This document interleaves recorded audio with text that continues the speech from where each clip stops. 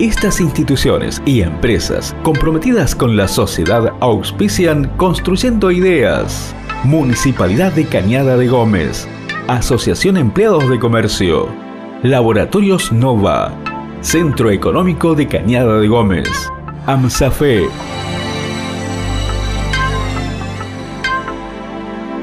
Continuamos aquí en el comedor con una temática muy interesante, con una mesa muy interesante y con un tema que particularmente a mí me gusta mucho tratar, a veces me inquieta, hay cosas que por ahí uno no puede interpretar, hay generaciones que quedan fuera del sistema de las nuevas comunicaciones y qué es esto, ¿no?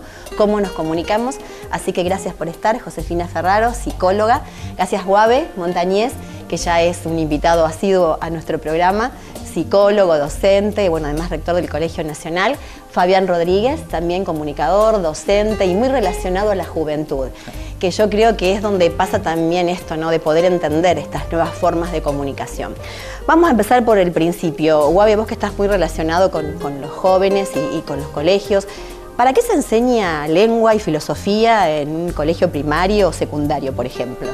Interesante la pregunta y bueno, ¿para qué se enseña? Es básicamente para la filosofía como la ciencia madre. En realidad la filosofía no tendría que faltar de ninguna orientación y actualmente por suerte en secundaria no falta. A partir de la filosofía uno aprende a pensar y a cuestionarse y por sobre todas las cosas a preguntarse. Es decir, preguntar más que encontrar respuestas. ¿Por qué? Porque a partir de la pregunta viene la curiosidad y la curiosidad construye la inteligencia. Es decir, cuando uno no se pregunta pierde toda motivación y por lo tanto no construye. Entonces, como ciencia madre, es más, en la historia de lo occidental, digamos, desde Grecia, podríamos decir que a partir de la filosofía, el ser humano cuando sistematiza el pensar, recién después puede hacer ciencia. Claro. Por eso es la ciencia madre. Sí, claro que sí. Y bueno, y lengua, de más está decirlo, todo lo que es el poder leer, el poder interpretar a partir de la lectura, el hecho de leer no es solamente leer lo textual, sino que leer, ahora nosotros nos estamos leyendo. Yo leí la pregunta que vos me hacías. Es decir, la lectura no es solamente de palabras, sino buscarle significado a las cosas. Entonces, apuntás a las dos materias que me preguntaste, sin menospreciar a otras, pero sin duda que son de las más importantes que hay en el sistema. Es que es no solamente el locutar, el hablar, sino es el que es interpretar lo que uno dice, es el mirarse a los ojos para poder saber qué te lo estoy diciendo y vos ahí tomás cómo te lo estoy diciendo. Pero bueno, en esto también tenemos que caer en la nueva comunicación que tienen todos, los jóvenes, personas mayores que por ahí quedan fuera del sistema en esta comunicación, porque es así. O no tanto, o toman los códigos de adolescentes. Y bueno, es que eso pasa. Hablábamos fuera de cámara recién con los chicos. ¿Qué estás viendo con eso? Vos respecto a los chicos, vos como psicóloga, José, ¿ves esto que altera el tema de la comunicación, las nuevas redes? El WhatsApp, el resumir la palabra. Altera, impacta, creo que impacta para todos quizás de manera diferente. Justamente lo que hablábamos fuera de cámara era esto, cómo impactan los niños, la cuestión de los tiempos, de tener tiempos o no tener tiempos, de poder esperar. Pero también impacta en los adultos, en la rapidez de respuesta que uno está en condiciones de dar o no.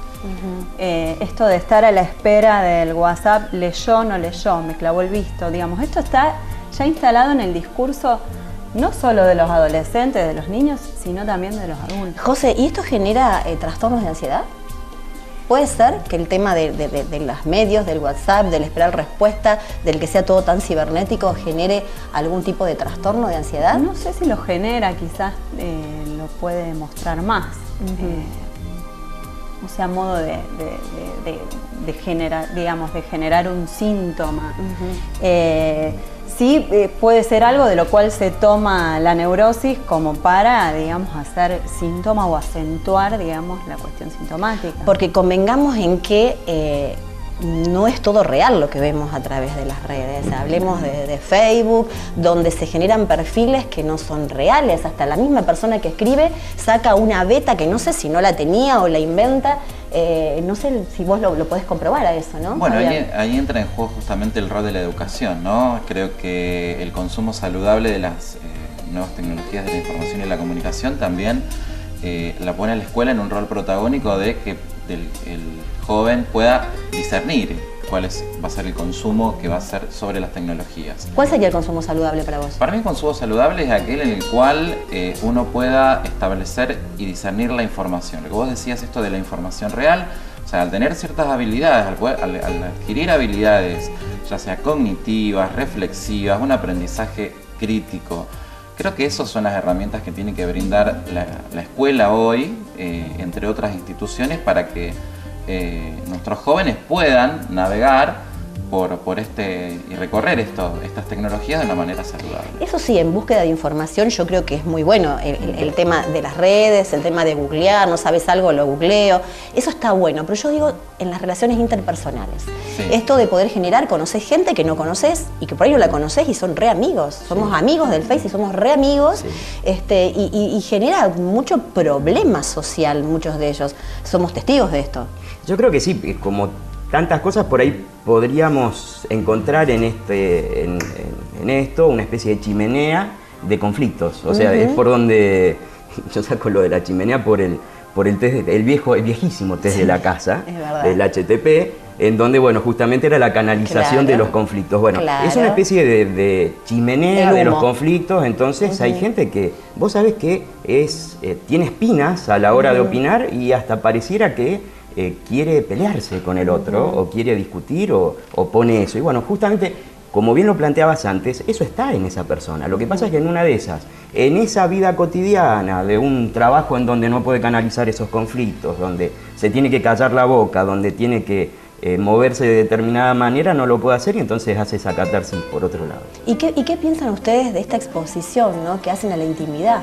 Porque antes, y no sé, bueno, en nuestra época, o se preservaba más todo el tema de la intimidad, o tener íntimo, y ahora es una exposición. Lo que pasa es que estamos también en una época en donde imperan las imágenes. Sí, claro. O sea, hay, redes sociales, Instagram, donde impera la imagen. La imagen es la foto, es lo que uno quiere mostrar. O vender, porque se utilicen las redes para la venta, la venta de este producto, lo quiero, lo fotografío, lo muestro, lo vendo, lo consumo. Pero hablando un poco de las personas y de las relaciones, yo digo, ¿ha habido un cambio en la sociedad? ¿Ha habido un cambio? Esto también es algo por ahí en la clínica que lo escucha, ¿no? Esto de decir, porque vi en la foto de Facebook que estaba divino y yo estoy así, digo, esto por ahí que se genera, digamos, que también se abre por ahí al conflicto, que es lo que decía Guave. De querer mostrarse. ¿Vos decís del narcisismo que tiene cada uno dentro? Sí. Somos todos narcisistas, o esto, ¿no? Te da la posibilidad de mostrar una imagen o un estado que podés no tener. ¿Sí? Es esto. Sí, hay un proceso que se ha dado de la esfera pública, donde pasan una serie de cuestiones y de una sociedad que demanda todo el tiempo un hiperconsumo de imágenes, o sea, la cuestión de la saturación de imagen y de exteriorizar desde distintas instituciones, ya sea medios de comunicación. Estamos hablando de que ya los reality shows, por ejemplo, ya cumplen 20 años, estamos hablando de una sociedad más mediática, donde ya ni siquiera hablamos de los reality shows como algo antiguo, y ya en ese momento se pregonaba una sociedad del mostrar. Entonces hoy nuestros jóvenes han nacido al calor de esa sociedad, han nacido con esos hábitos absolutamente interiorizados, y nosotros venimos de otras generaciones, quizás bisagra, donde esta cuestión de la división de la esfera de lo público y lo privado estaba más tangente. Hoy las fronteras entre lo público y lo privado en los adolescentes está desdibujada porque la sociedad las ha desdibujado con distintos procesos mediáticos, sociales, culturales que se han dado en el mundo. Totalmente, pero bueno, y también tenemos esto, ¿no? Esto es una realidad, porque la sociedad fue cambiando, porque los jóvenes son diferentes, porque están abiertos a otra tecnología, porque los padres los educan diferentes, están también ávidos de otras cosas, pero también yo creo que hay cierto riesgo en esto de la comunicación virtual, porque hay cosas que se presentan como reales y que son mentiras. Sí. Sin duda, ¿no? Y ahí es donde tienen que estar las instituciones y el rol de la escuela, el rol de la familia, para hacer un consumo saludable, de poder darle las herramientas a nuestros jóvenes como para que cuando se sienten delante de una computadora o estén con un celular, sobre todo, sentarse delante de una computadora ya no tanto, Sí, es verdad. pero cuando estén haciendo sus consumos con sus móviles puedan discernir y tomar decisiones sobre su propia persona, sobre su identidad, sobre un montón de cuestiones. Me parece que eso es donde tenemos que valorar. Yo siempre digo, la escuela todavía tiene un valor que lo tienen pocas instituciones, que tiene la posibilidad de encuentro. Es un lugar donde alojar todavía la escuela ese encuentro cara a cara. Bueno, ¿qué vamos a hacer con nuestros jóvenes en esas 4, 5, 6 horas que vamos a estar ahí? ¿Vamos a seguir aferrados a ciertos conocimientos enciclopédicos o vamos a tratar estos temas y tratar de proteger, de generar estos hábitos y conductas de nuestros chicos para que se enfrenten de una manera mucho más sólida y con conocimiento? Está bueno esto que decís, lo hablamos varias veces con Guave, el tema del rol del docente, acá del directivo, el de romper un poco de estructuras e ir a la realidad de una sociedad que no es la misma de cuando se armó la currícula educacional. Entonces está bueno esto. Ahora también nos encontramos con una información tergiversada, ¿no? Por ejemplo, ¿qué son los trolls? Bueno, los trolls son perfiles que se construyen con el fin de instalar en la sociedad, marcar lo que se llama la antigua agenda setting, que es esto de establecer temas, bueno, en tiempos de la posverdad, en tiempos de que se va construyendo un imaginario, un sentido, son perfiles prefabricados, donde hay gente que se especializa en esto, que va generando climas de opinión sobre ciertos temas. Digo, lo más común es pensar que los políticos trabajan, mucho, pero las empresas también lo utilizan, van generando un sentido en la conversación. Ustedes antes hablaban de las redes sociales, yo siempre digo que en las redes sociales nadie quiere escuchar al otro, sino robustecer su propio pensamiento. Entonces, bueno, lo que hace en definitiva con esta especie de algoritmos también que funcionan en las redes, que van determinando nuestro consumo, todo lo que tiene que ver con los sistemas de perfiles prefabricados como los trolls, generan este clima para que uno o bien opine sobre determinadas cuestiones y van construyendo un sentido que en realidad eso es lo peligroso. Me parece que nosotros ahí es donde tenemos que interceder como adultos con nuestros jóvenes para que puedan tener las habilidades cognitivas de descifrar y de leer, como decía Gualberto antes, decir, bueno, esto que hablábamos de leer, hoy la lectura va más allá, de leer el metamensaje, decir, bueno, a ver, hay herramientas para detectarlos, o sea, por supuesto, uno tiene, y nuestros jóvenes no son tampoco tan inocentes y detectan a veces cuando se trata de estas cuestiones que están prefabricadas, que son falsas. Claro, lo que pasa es que no son inocentes, pero es difícil, porque mucha gente es muy de creer, ¿no? Exacto. Entonces, bueno, crees y lo que te venden, esto es real, y esto dicen así, creen en lo que se dice en televisión, por eso somos formadores de opinión, y es importante tirar esto sobre la mesa y explicar a los chicos que nos están escuchando. Por suerte llegamos a un público muy heterogéneo, y a los padres que pueden ayudar, más allá de los docentes sin duda, a interpretar esta nueva forma de comunicación. No puedes dejarlos, bueno, dale.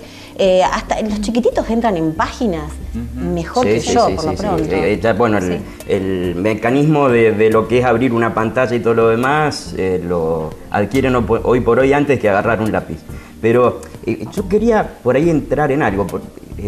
Siempre hubo cierta demonización cuando hubo algo nuevo, cuando salió la televisión, hasta con la radio misma. Es decir, se demonizaba la cuestión con los medios. Y por ahí, bueno, con esto de las redes, obviamente, al ser nuevo, nuevo entre comillas, lleva una década más o menos, pero es prácticamente nuevo.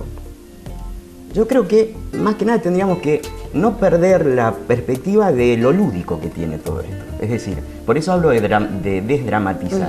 Es decir, las redes tienen algo de lúdico. Por eso yo antes hablaba de esto de canalización. Por ahí cuando cada consumidor y usuario de redes pueda tomar esto de que más de uno juega a ser un divo o una diva, o por ahí más de uno juega con ser determinada cuestión. Pasa que es un límite muy finito, ¿no? Exactamente. En que se lo crea o en que le afecte a su psiquis y a sus expresiones y a su forma de conducirse en la vida. Por eso el tema del juego, es decir, el hecho de revalorizar esto del juego y no tomarlo como, por ejemplo, lo que es un elemento para informar, porque vemos hasta cuestiones muy perversas.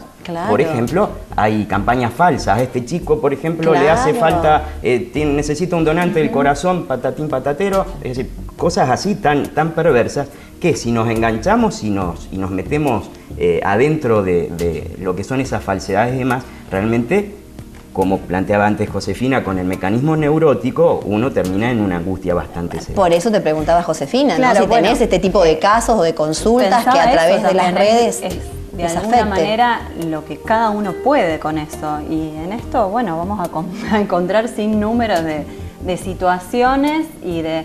Porque, bueno, pensaba, está el que va a poder jugar, ¿no? Y poder tomar esto como un juego, y está el que no. Y ahí es donde se genera el conflicto, la confrontación, el malentendido.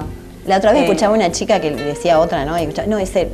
Lo bloqueo y a su grupo porque si no veo lo que publican y a mí me hace mal. Y yo digo, porque se había peleado, le digo, pero ¿cómo? O sea, tanto influye, y ahí digo, me genera todo esto, ¿no? La influencia que tiene en el ser humano. Peter Drucker decía que por ahí el mejor lenguaje es el que no se habla, que es el de lo gestual, el de las miradas, y bueno, eso es el face to face. Sí, aparte realmente no tenemos que dejar de lado, digamos, la comunicación que fundamental, digamos, la comunicación de la familia, la comunicación de los padres a los hijos, de los adultos a los más pequeños. Que a la vez abre espacio para que también pasen otras cosas. Digo, porque bueno, son diferentes formas en las cuales se manifiesta la comunicación. Pero esto, ¿no? La comunicación verbal, el diálogo, el poder hablar cara a cara con el otro, el encuentro, que justamente, bueno, una de las cosas que decía Fabián, en la escuela, porque bueno, los adolescentes tienen grupo, pero en la escuela hay que estar. ¿No? Hay que estar, encontrarse. Por eso la revalorización, ¿no? Claro. Es decir, que no ocupe esto de no por ahí o medir, como represivo, o cuidar, o pero que no ocupe el lugar de la comunicación, a eso voy. Es decir, puede sonar muy antiguo lo que voy a decir y bueno, se nota en mi falta de pelo y todo. Pero que sirva como a lo mejor un recurso más, claro. Pero que sea solo un recurso y que sí, la comunicación es cara a cara. Tal cual. Al menos, bueno, esta cuestión del afecto, hasta por qué no decirlo, me encuentro con vos y te doy un abrazo, es decir, puede sonar romántico o hasta naif lo que digo, pero es algo que rara vez va a poder sí, reemplazarse por otra cosa. Yo veía cuando escuchaba lo que comentabas de hablar con los chicos, que los docentes pueden escucharlos también. Veo todo lo que te escriben los chicos, o sea, que me doy cuenta que llegás a ellos, igual que Guavi y todo, o sea, está bueno esto, poder llegar con su lenguaje. Yo creo que ahí es la forma de saber qué están haciendo. Les pido una conclusión para terminar este tema. ¿Estamos mejor comunicados o no, según ustedes? Sí, yo creo que sí. A ver, estamos comunicados. Vuelvo y retomo lo singular de cada uno, no podemos pasar por alto esto. Se generan malos entendidos, se generan confusiones, comunicación hay. Por eso, digamos, trato de rescatar esto, no nos perdamos de vista en lo que es la comunicación propiamente humana, la de la palabra, la que nos da la posibilidad de transmitir el afecto. No, que también lo encontramos en las redes y todo esto, pero bueno, esto, ¿no? El estar con el otro, con el semejante y rescatar, bueno, esto que tiene que ver en realidad con el amor. La relación de los sentimientos. Gracias, José, por estar presente hoy acá. Guave. Bien, el tema de más o menos... ¿Estamos o no mejor comunicados? Claro, más o menos, mejor o peor, es distinto, sin duda. Y bueno, todos, yo siempre, por ahí hay que acudir, ya que hablamos de filosofía al principio, tenemos que acudir a la pregunta de qué cosas nos hacen feliz. Entonces, si yo puedo adaptar instrumentos, esas herramientas actuales, a tener un mayor estado de bienestar, a pasarla mejor en mi vida, a disfrutar más, a ser justamente un ser que pueda decir vivo para esto y disfruto de esto, bienvenido sea. Es decir, como el papel cuando se inventó y aparecieron los libros, o la radio, o el televisor y demás. Entonces, estaba pensando mientras hablabas que a la vez también da la posibilidad de rescatar vínculos. Exacto. Esto, poder estar conectado con gente un amigo que está en otro país. Eso es lo positivo, totalmente. Vos estabas buscando dar un cierre y no te vamos a cerrar el programa. Fíjate vos. Claro, por mí podemos. Se está armando un programa nuevo, que es esta mesa, ya que están tranquilos. Estamos viendo, y tal vez Josefina también lo ve, hace varios años, hace décadas, cuando un hijo se iba a Europa a vivir, por ejemplo, es verdad. Lo que sea, era un drama. Hoy por hoy, ese abuelo que ve crecer al nieto y todo lo demás, encontró una herramienta para cercanía. Para sustentar con más placer justamente esta cercanía que antes no tenía. Gracias, Guave, también. Y gracias también por apoyar tanto la diversidad, desde tu lugar, que no es menor, como rector de un colegio tan importante público. Muchas gracias. Fabián. Bueno, yo soy un optimista como comunicador, y parafraseando a algún docente, ni tecnofóbicos ni tecnofílicos, o al gran Humberto Eco, ni apocalípticos ni integrados. Creo que la comunicación ocurre. Creo que nuestro rol desde los distintos lugares, desde esta mesa, de poder poner en foco las maneras de comunicar, son interesantes. Creo que, como recién dijeron, se han cerrado muchas brechas, faltan otras cerrar, pero las nuevas tecnologías de la información y la comunicación nos han dado muchas oportunidades. Hay que tratar de mejorar los usos, los consumos, pero creo que nuestros jóvenes en el fondo tienen muy claro cuáles son los momentos de encuentro. El club sigue vigente, el barrio sigue vigente, los encuentros siguen vigentes. Entonces me parece que, insisto en esta cuestión, ni sobredimensionar los efectos negativos, ni tampoco desentendernos de ellos, sino darles en la justa medida el lugar y tratar de generar una conciencia crítica y un aprendizaje sobre estos medios. Y que los chicos también enseñen a sus padres, a sus abuelos, porque si no hay una generación que queda fuera del sistema, con esto de los medios. Yo creo que hoy a mí sinceramente me preocupa más los consumos de otras generaciones, de los adultos mayores, que de los jóvenes. Yo creo que los jóvenes tienen un autocontrol mucho más claro que el que tienen otros adultos, que me parece que hay que trabajar mucho ahí. Es verdad, y en el eso, encuentro. Yo creo que en el encuentro generacional, intergeneracional, se da esta comunión y este espacio de poder dialogar y demás. Me parece que ahí es donde está la cuestión de poder tener una comunicación más saludable, más significativa, que aporte, ¿no? Ya te digo. Los chicos ya nacen con esta tecnología, así por ahí los mayores sacan cosas que tenían reprimidas, y eso es verdad. Hay que tratar de manejarlos desde distintos ángulos. Felicitaciones por los cortos. Muchas gracias, porque sos una promotora de ello y se agradece mucho. Ya vamos a estar hablando y mostrando, sí, la verdad que un proyecto muy importante, y bueno, gracias por sus compromisos, cada cual desde su lugar en este tema, y la verdad que sí, sigámonos comunicando, pero si vienen y es face to face, mejor. Por supuesto. Seguimos con más versión.